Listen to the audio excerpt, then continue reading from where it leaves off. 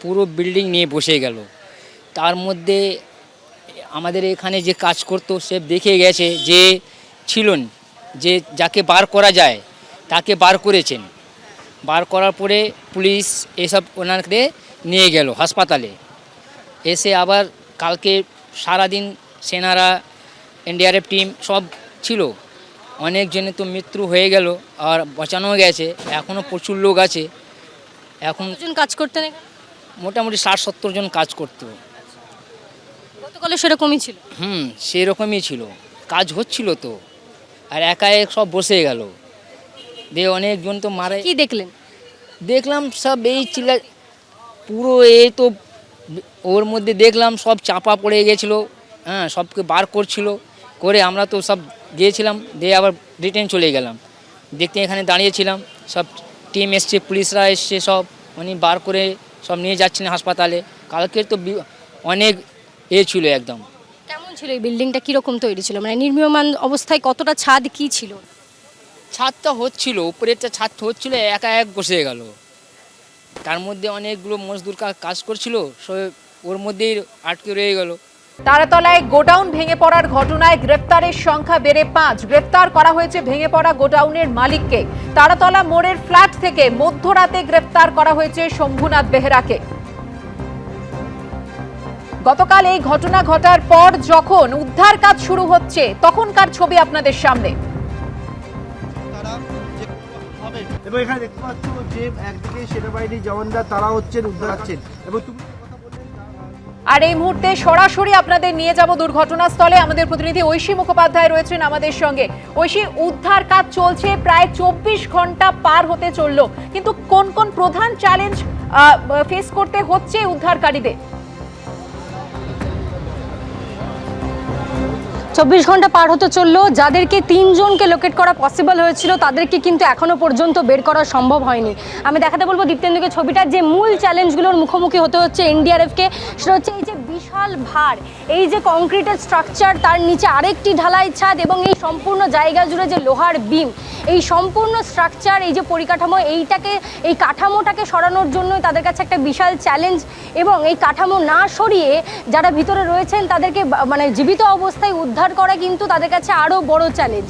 তারা তাদেরকে জীবিত অবস্থায় উদ্ধার করতে চাইছেন বলেই কিন্তু অত্যন্ত সতর্কতা অবলম্বন করে ধীরে সুস্থে তাদেরকে কাজ করতে হচ্ছে।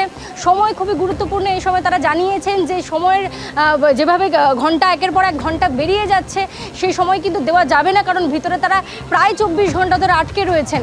তবে তাদেরকে কিন্তু এটাও মাথায় রাখতে হচ্ছে যে এই যে বড় স্ট্রাকচার, সেটা যদি আবার পুনরায় ধসের মতো নেমে পড়ে, আবার যদি মাটির দিকে ধেয়ে যায়, তাহলে কিন্তু এই সম্পূর্ণ এলাকাটা আরও একবার চাপা পড়ে যাবে। সে কারণেই কিন্তু অত্যন্ত সতর্কতার সঙ্গে কাজ করতে হচ্ছে। তুমি দেখছো গতকাল থেকেই কিন্তু এইটা চেষ্টা করা হয়েছে, এই হাইড্রোলিক যে সমস্ত ক্রেন সেগুলো দিয়ে আটকে রাখার, এবং তার ভেতর দিয়েই কিন্তু বিভিন্ন রকম যন্ত্রাংশ এবং অত্যাধুনিক প্রযুক্তি ব্যবহার করে তারা ভিতরে প্রবেশ করার জন্য একটি ব্যবস্থা করছেন, এবং অন্যদিকে স্ক্যানারের মাধ্যমে লোকেট করার চেষ্টা করছেন যে ভিতরে আর কত জায়গায় কতজন ফেসে রয়েছে। স্নিফার ডগ নিয়ে আসা হয়েছে। আমরা দেখেছি যে তারা কিন্তু ভিতরে প্রবেশ করে কিন্তু চেষ্টা করছে যে কোথাও কোনো মানুষ যদি আটকে থাকে সেটা চিহ্নিতকরণ করার জন্য। চিহ্নিত হলে সেক্ষেত্রে কিভাবে ভিতরে যাওয়া যাবে বা তাদেরকে বার করে আনা যাবে, সেই প্রসেসেই কিন্তু তারা মনোযোগ দিয়েছেন। এবং আজকে সকাল থেকেও কিন্তু 4 জনের হদিশ মিলেছিল যে ভিতরে তারা আটকে রয়েছেন। তবে একজনকে বার করা সম্ভব হলেও কিন্তু এখনও 3 জন ভিতরেই আটকে রয়েছেন। তাদেরকে কিন্তু এই 3.5 ঘন্টা 4 ঘন্টা পেরিয়ে যাওয়ার পরে উদ্ধার করা সম্ভব হয়নি। উদ্ধার কার্য সেরকমভাবেই চলছে। গতকাল থেকেই কিন্তু দ্রুততার সঙ্গে উদ্ধার কার্য চলছে, এবং এখনও পর্যন্ত কিন্তু ভিতরে অনেকেই আটকে রয়েছেন এমনটাই কিন্তু মনে করছেন তারা। কারণ স্থানীয় যারা ছিলেন, পার্শ্ববর্তী যে সমস্ত কোম্পানিগুলো রয়েছে, ওয়্যারহাউস রয়েছে, সেখানকার যারা শ্রমিকরা, তারা যেমনটা জানিয়েছেন যে প্রতিনিয়ত এখানে 60 থেকে 70 জন কাজ করতো। কালকে যখন ঘটনাটি ঘটে তখন কিন্তু অনেক শ্রমিক ভিতরে এবং ওপরে ছাদে কাজ করছিলেন, তাই অনেকেই এখনও আটকে থাকতে পারেন এমনটাই কিন্তু তারা জানিয়েছেন। সেই প্রত্যক্ষদর্শীদের বয়ান নিয়ে তাদেরকেও জিজ্ঞাসাবাদ করা হচ্ছে যে কোন জায়গাটায় তারা আটকে থাকতে পারেন, তাদেরকে জিজ্ঞাসা করে তাদের লিড অনুসরণ করে কিন্তু এনডিআরএফের টিম চেষ্টা করছেন সেই জায়গাগুলোতে লোকেট করে তাদেরকে বার করার জন্য যে ব্যবস্থা তাদেরকে ইতিমধ্যেই দেখা যাচ্ছে তারা অবলম্বন করছেন। যন্ত্রপাতির সাথে সাথে তারা স্ক্যানার ব্যবহার করছেন, অনেকের ফোন এখনো পর্যন্ত অন রয়েছে, সেই ডিভাইসগুলোকে কানেক্ট করে যদি কোনোভাবে তাদের কোনো হদিশ মেলে সেটার চেষ্টাও তারা করছেন।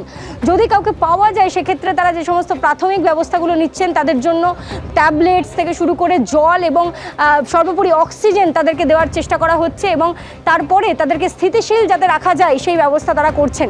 হাসপাতালে নিয়ে যাওয়া হচ্ছে, তুমি দেখেছো যে সকালবেলায় লাস্ট অ্যাম্বুলেন্স বেরিয়েছে এখান থেকে, তার পরবর্তী সময়ে 4 ঘন্টা কেটে যাওয়ার পরেও আর কোনো অ্যাম্বুলেন্স এখান থেকে যায়নি, তার মানে উদ্ধার করা কাউকে সম্ভব হয়নি। তবে কাজ কিন্তু লাগাতার তারা চালিয়ে যাচ্ছেন, তাদের সেই প্রচেষ্টার কোনো অন্ত নেই। তারা চেষ্টা করছেন যারা জীবিত অবস্থায় তাদেরকে যেন উদ্ধার করতে পারেন এবং সেই কাজই কিন্তু তারা চালিয়ে যাচ্ছে। একেবারেই ঐশী, যুদ্ধকালীন তৎপরতায় উদ্ধার কাজ চলছে, প্রত্যেক মুহূর্তে আমাদের নজর রয়েছে এই উদ্ধার কাজের দিকে। তুমি আমাদের সঙ্গে থাকো। গতকাল যখনই ঘটনা ঘটে বেলা 12:07 নাগাদ, তারপর প্রথমে উদ্ধার কাজের জন্য এগিয়ে আসেন স্থানীয়রা। প্রত্যক্ষদর্শীরা কি জানিয়েছেন শোনাবো আপনাদের। বলো শব্দ, একবার বলো শব্দ শুনেছি কি কিছু হয়েছে, তারপরে এসে দেখছি যে এটা মাল পড়ে গেছে পুরো। তারপরে এরা যারা রান্না করছিল তারা কাঁদছে, আমার বাবা আছে, আমার কাকা আছে, আছে, কি করে বার করব, কি করে। খাওয়া দাওয়া তো এখনো পড়ে আছে, দেখতে পারেন আপনি, খাওয়া দাওয়া ভিতরে আছে। দুজন শ্রমিক রোজ কাজ করে, 60 জন ছিল টোটাল, ওদের কন্ট্রাক্টরে 60 জন ছিল টোটাল। 60 জনের 3 জন রান্না করতো, 3 জন জল দিত, লেবারদের লেডিস জল দিত। তারপরে 3টে লোক আসছিল জল খেতে, টিফিনের সময় জল খেতে আসছিল, তখনই যে পড়ে গেছে। কিরকম ছাদ ছিল ওপরটা? উপরে ছাদ হয় টিনের, 4 তলা সমান, কোন টিনের কোন করে, হ্যাঁ হচ্ছিল। উপরে ছাদটা জল দিচ্ছিল ছেলেটা, ওই জলতে ওই 4 ইঞ্চি গাঁথনি, ওইটাই ধরো না 12টা দিয়ে 2টো পর্যন্ত ছিলাম আমরা, 3-4 জনকে বের করেছি। আগে থেকে পারছিলেন না কেন, মানে ওরকম চাপা পড়ে তো চাপা পড়ে গেছে, তো বড় বড় লোহা আছে, কি করে বার করবো বলুন না। বার করতে গেলে তো খাটার জিনিস চাই না, খাটার জিনিস তো আমাদের কাছে নাই। পুরো বিল্ডিং নিয়ে বসে গেল। তার মধ্যে আমাদের এখানে যে কাজ করতো সে দেখে গেছে যে ছিলেন, যে যাকে বার করা যায় তাকে বার করেছেন। বার করার পরে পুলিশ এসব ওনাকে নিয়ে গেল হাসপাতালে। এসে আবার কালকে সারাদিন সেনারা, এনডিআরএফ টিম সব ছিল। অনেকজনের তো মৃত্যু হয়ে গেল আর বাঁচানো গেছে, এখনও প্রচুর লোক আছে। এখন দুজন কাজ করতেন এখানে? মোটামুটি 60-70 জন কাজ করতো। গতকালে সেরকমই ছিল? সেরকমই ছিল, কাজ হচ্ছিল তো, আর একা এক সব বসে গেল। দিয়ে অনেকজন তো মারা। কি দেখলেন? দেখলাম সব এই চিল্লা, পুরো এই তো ওর মধ্যে দেখলাম সব চাপা পড়ে গেছিলো, সবকে বার করছিল করে। আমরা তো সব গিয়েছিলাম, দিয়ে আবার রিটার্ন চলে গেলাম। দেখতে এখানে দাঁড়িয়েছিলাম, সব টিম এসছে, পুলিশরা এসছে, সব উনি বার করে সব নিয়ে যাচ্ছেন হাসপাতালে। কালকে তো অনেক ছিল একদম। কেমন ছিল এই বিল্ডিংটা, কিরকম তৈরি ছিল, মানে নির্মীয়মান অবস্থায়, কতটা ছাদ কি ছিল? ছাদটা হচ্ছিল, উপরেরটা ছাদ হচ্ছিল, একা এক বসে গেল। তার মধ্যে অনেকগুলো মজদুর কাজ করছিল, সব ওর মধ্যেই আটকে রয়ে গেল। এবিপি আনন্দ, এগিয়ে থাকে, এগিয়ে রাখে।